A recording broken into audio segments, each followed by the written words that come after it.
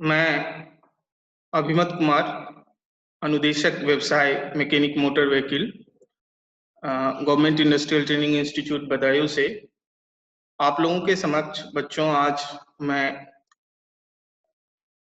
Trade theory विषय के internal combustion engine के साथ प्रस्तुत हुआ हूं। मैं आशा करता हूं कि इंटरनल कंबशन इंजन से रिलेटेड समस्त जानकारियां आपको विस्तार से इस वीडियो में मैं दे पाऊंगा और जिस तरह से पहले के वीडियो में आप लोगों ने मेरे YouTube पे कमेंट किया था और कुछ अपने क्वेश्चन राइज किए थे, तो मैं आशा करता हूं ऐसी चीजें आप लोग करते रहें जिससे कि हम अपने वीडियो की गुणवत्ता भी सुधार लें और आपके क्वेश्चन को का आंसर भी कर पाए। इसी तरह यूराइज पोर्टल जो बनाया गया है उस पे भी आप इस वीडियो से रिलेटेड क्वेश्चंस अराइज कर सकते हैं।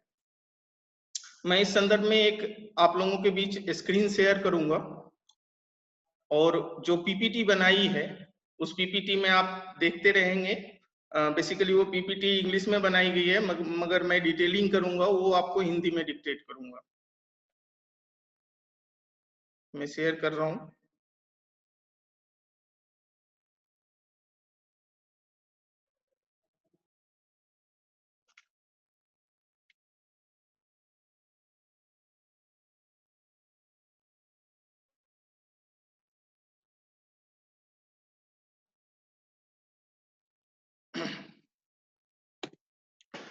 सबसे पहले तो हमें ये समझना होगा कि इंजन कहते किसको। इंजन वो होता है जो हीट एनर्जी को मैकेनिकल एनर्जी में कन्वर्ट करता है। इंजन का मुख्य कार्य जो होता है वो हीट एनर्जी को मैकेनिकल एनर्जी में कन्वर्जन का होता है। ये हीट एनर्जी इंजन जो है वो केमिकल एनर्जी से प्राप्त करता है। समझ गए? केमिकल एनर्जी मतलब फ्यूल के कंबशन से जो हीट एनर्जी मिलती है उस हीट एनर्जी को मैकेनिकल एनर्जी में कन्वर्ट करना इंजन का काम होता है।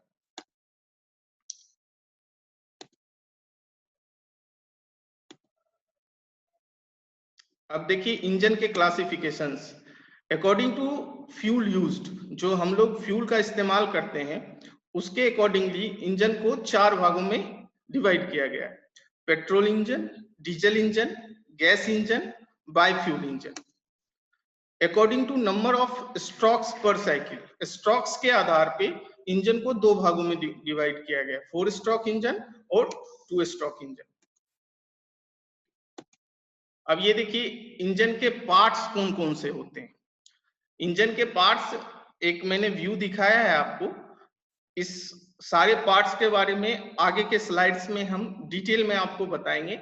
यहाँ पे आप उसके अरेंजमेंट को समझ लें। सबसे पहले ये देखिए स्पार्क प्लग है, ये केम शाफ्ट है, ये केम है, ठीक है। ये वाल्व है, इनलेट वाल्व, एग्जॉस्ट वाल्व, ये सिलेंडर है, ये पूरा ब्लॉक, ये जो ब्लॉक है ये सिलेंडर है, ये पिस्टन है, ठीक है। ये क्रैंक शाफ्ट है, ये कनेक्टिंग रॉड है, ये क्रैंक केस है, ठीक है। ये कूलिंग सिस्टम होता है, वाटर कूलिंग अगर हम करते हैं तो कूलिंग वाटर के कूलेंट, वाटर में कूलेंट डाल के कूलिंग मतलब वाटर कूल्ड इंजन में वाटर का इस्तेमाल करते हैं और एयर कूल्ड इंजन जो होता है उसमें फिन्स का इस्तेमाल करते हैं कूलिंग सिस्टम के लिए। देखिए इंजन का सेक्शनल व्यू है, ये आपको आगे समझने में आसान होगा। ये देखिए इसमें आप यहां से देख सकते हैं कि 1 2 3 4 सिलेंडर हैं इसमें, तो ये 4 सिलेंडर इंजन कहलाएगा, ठीक है। अब इसके क्लासिफिकेशन है cylinders according to arrangement of cylinders. Engine का क्लासिफिकेशन सिलेंडर के अरेंजमेंट के accordingly vertical engine, horizontal engine, inline engine, radial engine, V engine. अब देखिए इसमें according to method of cooling में मतलब कूलिंग के बेस पे इंजन का क्लासिफिकेशन 2 पार्टों में क्लासिफाइड किया गया है इसको, एयर कूल्ड इंजन और वाटर कूल्ड इंजन।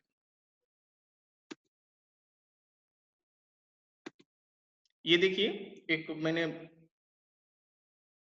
ये देखिए इनलाइन इंजन है। आप इसमें देखिए कि ये क्रैंक केस है, ये ऊपर पिस्टन है, सिलेंडर है, ठीक है। दूसरा ये है opposed piston crankshaft. Opposed piston, देखिए इसमें दो पिस्टन और पूरा क्रैंककेस एक दूसरे के अपोजिट ये अरेंज्ड किया गया है।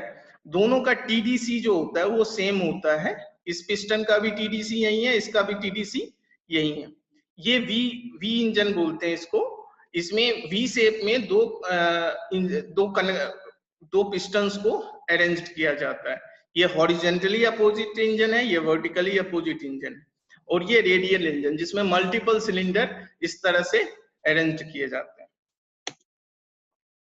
अब देखिए पार्ट्स ऑफ आईसी इंजन में सबसे पहले तो आप होता है जो मेन पार्ट कहें उसको तो cylinder, piston, piston rings, connecting rod, crank and crankshaft, valves, flywheel, crankcase, ये सारे इंजन के पार्ट्स हैं। अब इनका क्या क्या काम है वो मैं बता रहा हूं आपको।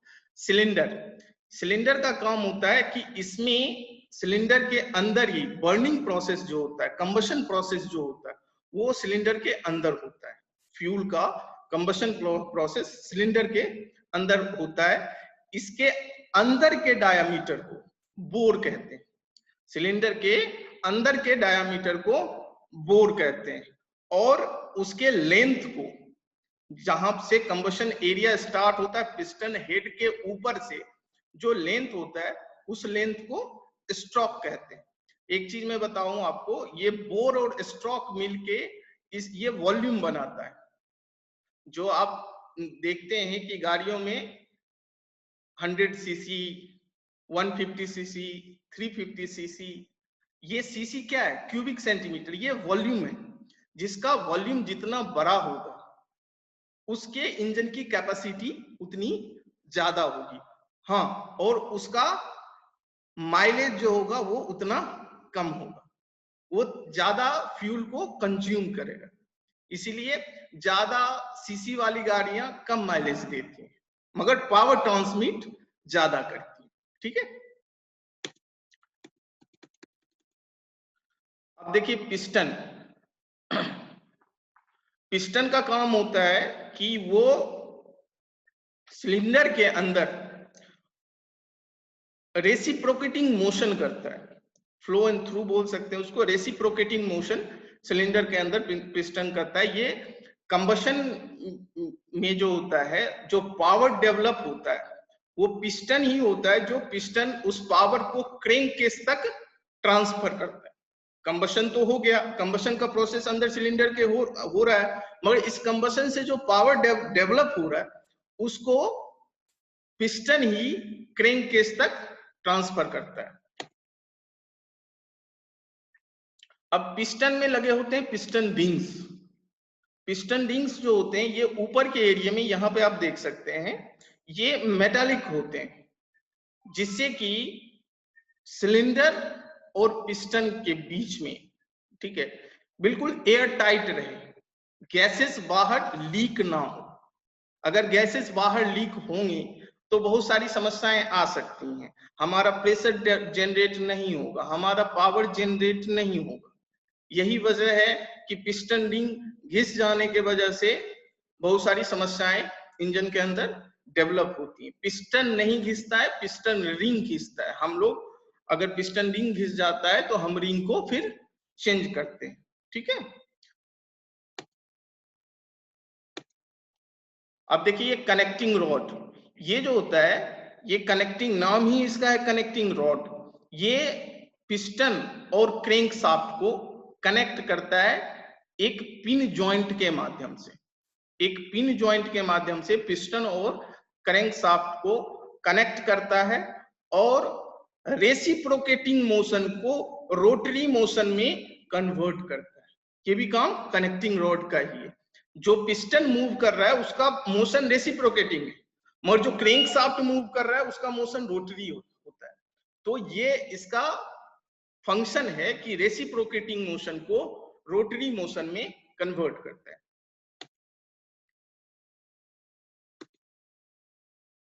क्रैंककेस, क्रैंकशाफ्ट वही है। वाल्व्स डिफरेंट टाइप के होते हैं, इनलेट वाल्व्स, एग्जॉस्ट वाल्व्स, उसके बारे में मैं बताऊंगा अभी आपको। अब फ्लाईव्हील जो होता है वो क्रैंक शाफ्ट पे माउंटेड होता है। फ्लाईव्हील क्रैंक शाफ्ट पे माउंटेड होता है। क्रैंक केस जो होता है क्रैंक शाफ्ट, उसमें लुब्रिकेशन ऑयल संप होता है, जो कि लुब्रिकेशन बहुत जरूरी है सिलेंडर के अंदर। अगर लुब्रिकेशन नहीं हो तो पिस्टन रिंग ज्यादा घिसेगा, पिस्टन रिंग जल्दी घिसेगा, सिलेंडर के अंदर का तापमान बहुत ज्यादा बढ़ जाएगा, जिससे कि सिलेंडर के डैमेज होने की संभावना बढ़ जाती है। अब देखिए, बेसिकली 4 स्ट्रोक होते हैं पेट्रोल इंजन में, डीजल इंजन में भी होते हैं, आगे हम बताएंगे। तो जो मेन स्ट्रोक होते हैं suction stroke, combustion stroke, power stroke और एग्जॉस्ट स्ट्रोक। इसको ध्यान रख लीजिएगा। Suction stroke, compression stroke, power stroke और एग्जॉस्ट स्ट्रोक। ये देखिए सक्शन स्ट्रोक क्या होता है। हमारे 2 वाल्व हैं, इनलेट वाल्व, एग्जॉस्ट वाल्व, ठीक है।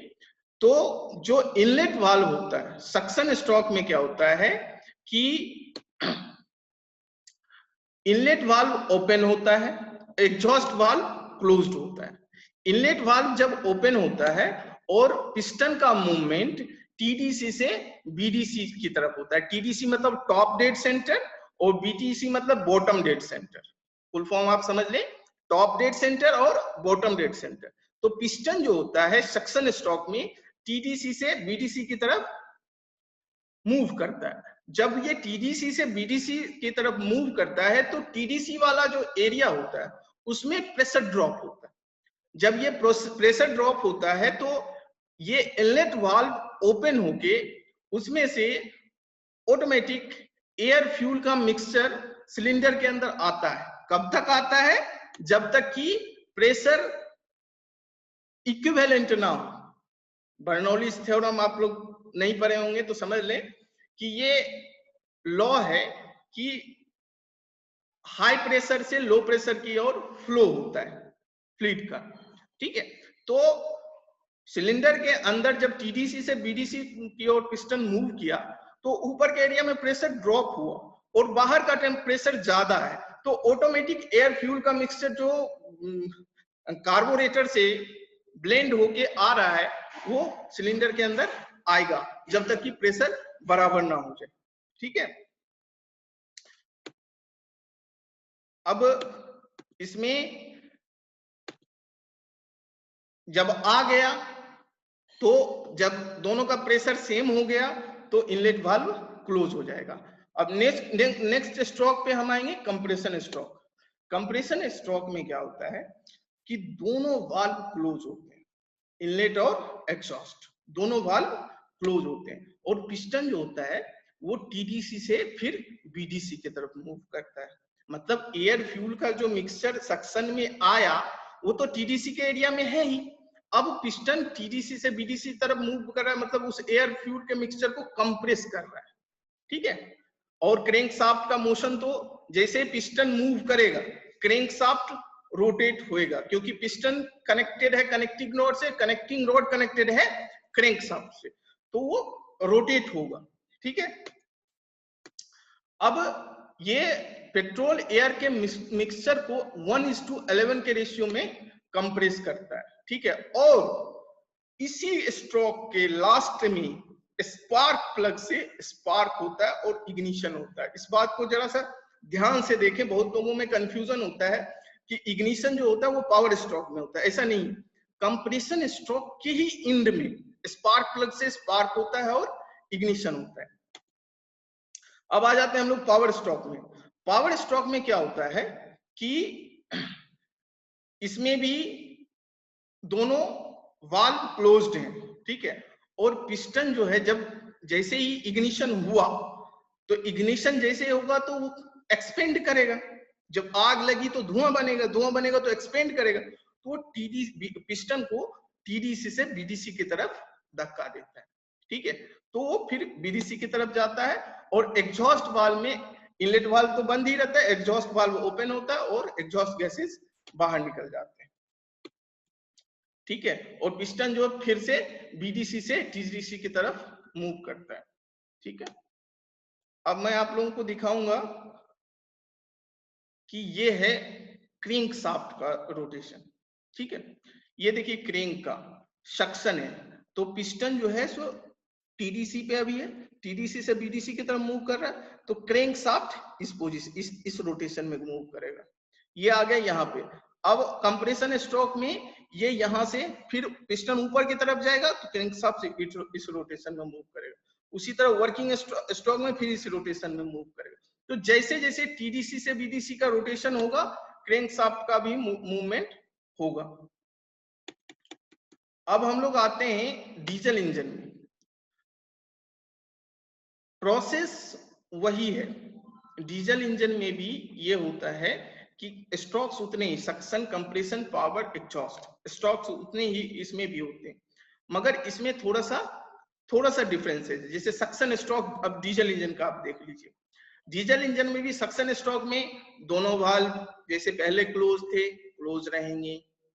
सॉरी सक्शन में एग्जॉस्ट वाल्व जैसे पहले क्लोज थे, क्लोज रहेंगे।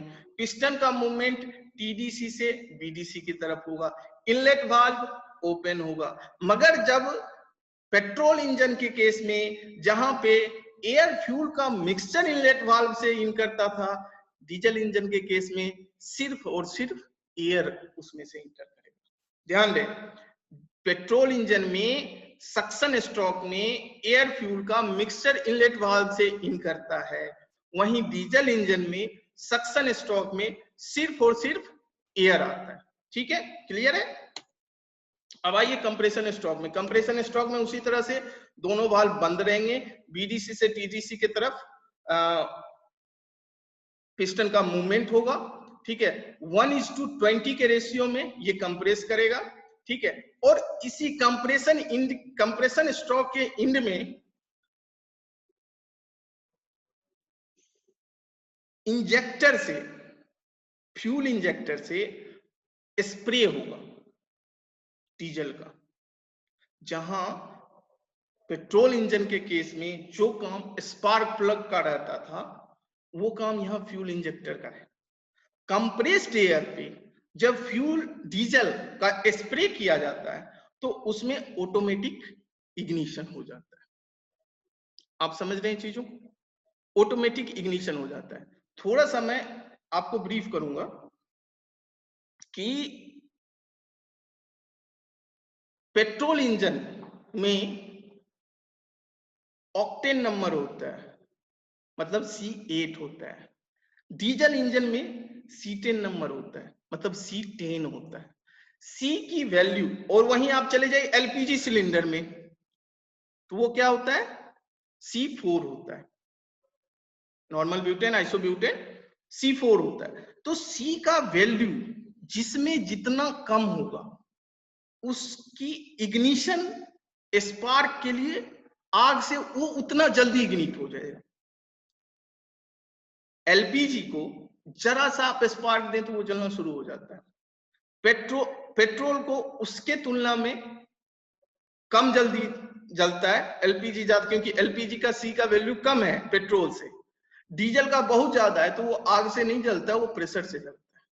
ठीक है, तो आपने बेसिक डिफरेंस क्या है कि पेट्रोल इंजन में सक्शन में इनलेट में एयर फ्यूल का मिक्सचर आता है, और डीजल इंजन में सिर्फ एयर आता है। पेट्रोल इंजन में कंप्रेशन के लास्ट में स्पार्क प्लग से इग्निट किया जाता है, और डीजल इंजन में फ्यूल इंजेक्टर से डीजल का स्प्रे किया जाता है। ठीक है, ये बेसिक डिफरेंस है। पावर स्ट्रोक वही है, उसमें भी टीडीसी से बीडीसी की तरफ जा रहा है। ठीक है, एग्जॉस्ट में भी एयर फ्यूल का मिक्सचर, बाकी सब सेम है। ठीक है, ये उसका अरेंजमेंट है, वो भी ऑलमोस्ट सेम है। अब आइए 2 स्ट्रोक पेट्रोल इंजन। आपने नाम सुना होगा 2 स्ट्रोक पेट्रोल इंजन का, नहीं सुना होगा तो मैं कुछ गाड़ी बता दूं आपको। आपने राजदूत का नाम सुना होगा, पहले आया करता था। आपने यामाहा RX100 का नाम सुना होगा, आपने LML वेस्पा का नाम सुना होगा। ये जितनी गाड़ियां थी, ये सब 2 स्ट्रोक गाड़ियां थी। और पहले के टाइम में अक्सर लोगों के पास यही गाड़ियां हुआ करती थी। ये सक्सेसफुल गाड़ियां थी, मतलब मार्केट इसने अच्छा पकड़ रखा था। मगर आज के टाइम में ये गाड़ियां आपको नहीं दिखती। क्या कारण है उसके पीछे? सरकार ने 2 स्ट्रोक इंजन को बैन कर दिया। क्यों बैन किया? क्योंकि इसमें हाइड्रोकार्बन मतलब पेट्रोल का वेस्टेज होता था। इसमें पेट्रोल का वेस्टेज होता था। जो स्ट्रोक हमको जो पावर मिलना चाहिए, जो कम पेट्रोल में 4 स्ट्रोक जितना पावर देता है उतना 2 स्ट्रोक नहीं दे पाता। ठीक है, तो गवर्नमेंट ने, मैं भूल गया हूं, शायद BS3 में, BS2 या BS3 में इसको बैन कर दिया गया कि 2 स्ट्रोक इंजन बिल्कुल ही अब मार्केट में मैन्युफैक्चर नहीं होगा, ना ही लोग यूज में लाएंगे। ठीक है, अब इसके देखिए पार्ट्स क्या है। इसका कुछ बेसिक अरेंजमेंट में डिफरेंसेस है। जिस तरह से 4 स्ट्रोक इंजन में ऊपर के साइड से 2 वाल्व होते हैं, इनलेट वाल्व, एग्जॉस्ट वाल्व, मगर 2 स्ट्रोक इंजन में ये देखिए साइड से पोर्ट बने होते हैं, इनलेट पोर्ट और एग्जॉस्ट पोर्ट। ये इसके इंजन में बेसिक डिफरेंसेस हैं। ठीक है,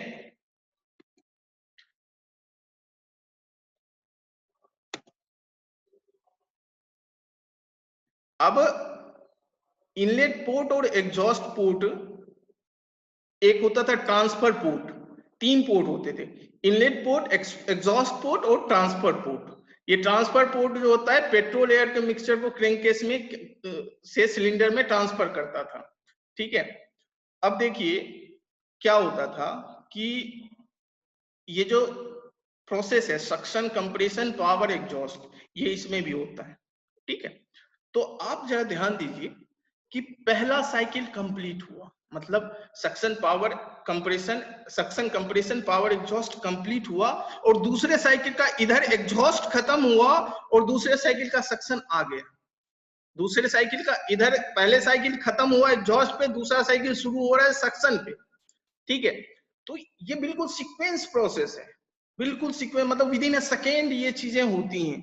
ठीक है, तो क्या होता था कि कभी कभी सक्शन में ये पोर्ट है, ये इनलेट पोर्ट है, ये एग्जॉस्ट पोर्ट है, तो कभी क्या होता था इनलेट पोर्ट से एयर फ्यूल का मिक्सचर घुसा अंदर बर्निंग के लिए, और उधर एग्जॉस्ट एग्जॉस्ट से अनबर्न्ड गैसेस बाहर निकल रहा है। वहां एक स्कैवेंजिंग प्रोसेस होता था, जिससे कि सिलेंडर हेड पे जो एस पार्टिकल्स जमा हो गए हैं उनको हाई प्रेशराइज्ड एयर से बाहर निकाला जाता था। तो उसमें क्या होता था कि कुछ अनबर्न्ड हाइड्रोकार्बन भी एग्जॉस्ट गैस के साथ एग्जॉस्ट पोर्ट से वो बाहर निकल जाते थे। इसीलिए हमेशा वो उसका सिलेंडर जो होता था, उसका सॉरी उसका जो साइलेंसर होता था वो ड्राई ड्राई कभी नहीं होता था, वो गीला होता था। वो अनबर्न्ड हाइड्रोकार्बन के वजह से होता। इतनी महंगाई, पेट्रोल इतना महंगा, उसमें बिना कंबशन प्रोसेस में पार्ट लिए वो बाहर निकल जा रहा है, तो wastage of economic point of view से भी बहुत गलत है, और इन्वायरमेंटल पॉइंट ऑफ व्यू से भी बहुत गलत है। अनबर्न्ड हाइड्रोकार्बन जब एटमॉस्फेयर में जाएगा तो ह्यूमन बीइंग के लिए बहुत ज्यादा हार्मफुल है। तो इन्हीं सब चीजों की वजह से 2 स्ट्रोक को बंद कर दिया गया। दूसरी चीज ये देखिए कि पिस्टन जो होता है फर्स्ट स्ट्रोक, अपवर्ड स्ट्रोक बोलते हैं इसको, तो पिस्टन इसमें बीडीसी से टीडीसी की तरफ मूव करता है। एयर फ्यूल का मिक्सचर जो होता है वो आता है अंदर। ठीक है,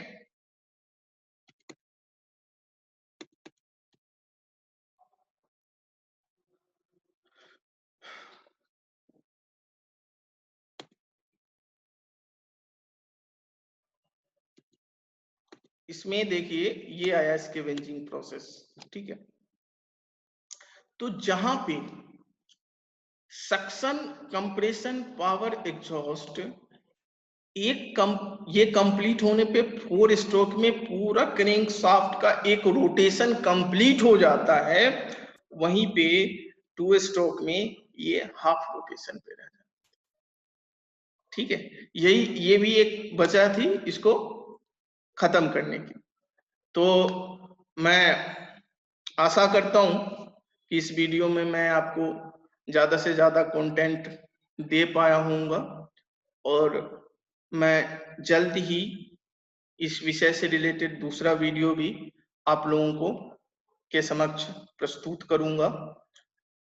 और इस वीडियो में जो आपके क्वेश्चंस होंगे वो मुझे आप या तो यूराइज पोर्टल के माध्यम से या यूट्यूब के माध्यम से जरूर अवगत करवाएंगे।